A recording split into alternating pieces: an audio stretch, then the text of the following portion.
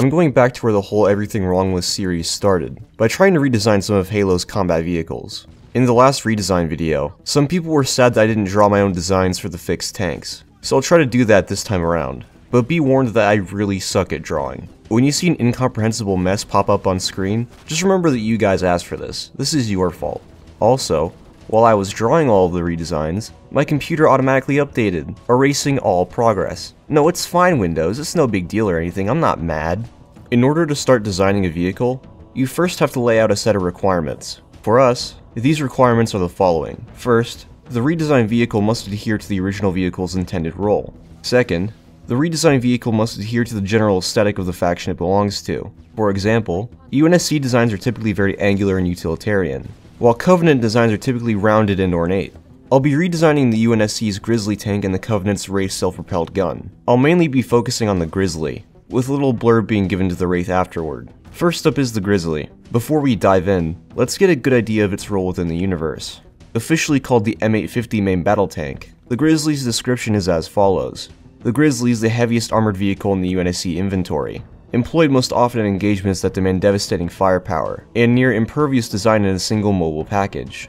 Its exceptionally resilient armor can withstand multiple strikes by heavy plasma cannons, and can then retaliate with dual large bore guns, breaking through the target shields and hull in a single salvo. Now, to me, what they're describing doesn't sound like a main battle tank at all. Main battle tanks are basically jacks of all trades when it comes to roles, whereas the Grizzly is specifically called on for its armor and firepower. That emphasis on the ability to absorb damage and punch through tough situations sounds most like a breakthrough tank to me. A breakthrough tank is a sort of subset of heavy tank. Breakthrough tanks are specifically designed to take large amounts of damage, so they can roll right through heavily defended areas, using immense firepower to destroy fortifications that smaller tanks wouldn't be able to. That text blurb also mentions that the Grizzly has two cannons for a very specific purpose: to overcome shielded vehicles, with the first shot destroying the target shields, while the second continues and penetrates the vehicle itself. In the Grizzly video I figured that one rapid-fired gun would be enough, and I stand by that, but just for the hell of it, I'll go ahead and make a concept with a dual gun setup anyway. We have three main design goals: heavy armor, heavy firepower, and rapid fire. For things to avoid, my main complaints were that the Grizzly was way too big, had an unnecessary number of tracks, and had a bad crew layout, only having two crew members that were in separate compartments. Now let's get to it. I'm doing two Grizzly redesigns, one that focuses on having an insane rate of fire, and one that focuses on having stupidly good armor protection. First, let's do the one with the insane rate of fire. I figured that using two 105 rarefaction wave guns would give us what we want. Rarefaction wave guns are able to sustain higher rates of fire due to their low recoil and relatively low barrel temperature. I've got a video on them if you want to know more, the link's in the description. These cannons will be placed in an oscillating turret, since it's one of the two turret designs that work with Raven guns, and it makes designing an autoloader simpler, since the guns are fixed to the upper portion of the turret. To facilitate an even higher rate of fire, our cannons will use a swing breech mechanism. These work by having the breech, which is open on both sides, swing to the side, where a round is slotted in. The round fires, and again the breech swings to the side. Another round is inserted, pushing the spent casing out the other end, where it is disposed of.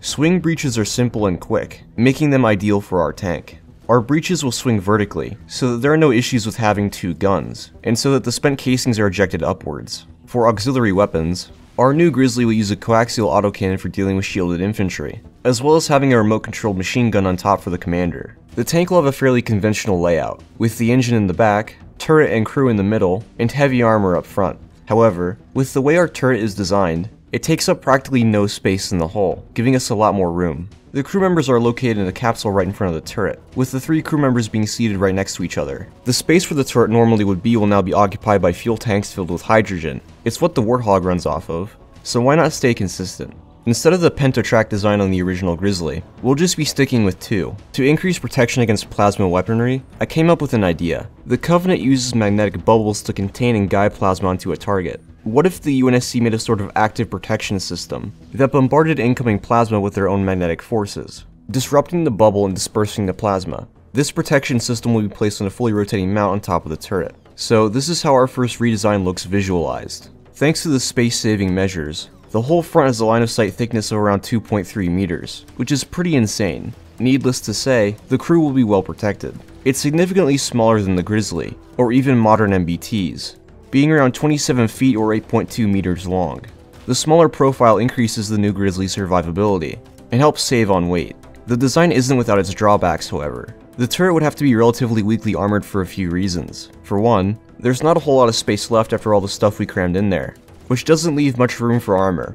The turret would also need to be pretty light so it can elevate the guns quickly. Since the guns are fixed to the turret, the heavier it is, the slower the guns will be to traverse and elevate. And since all the ammunition is stored in one relatively small spot in the tank, that does limit how much ammo our tank can carry, negatively impacting mission endurance. Now onto the redesign, which focuses on armor. I was heavily inspired by a Russian tank project called Object 490. The 490 had a very unconventional layout, with the gun in the front, engine in the middle, and crew in the back. This setup maximizes crew safety, and allowed for the 490 to have an absolutely ridiculous amount of armor. Our tank will borrow this setup. Because of the engine's location, we are pretty much forced to use the quad track setup, since it would be inefficient to have the transmission run all the way to the front or back of the tank, just so that the drive sprockets could be located there.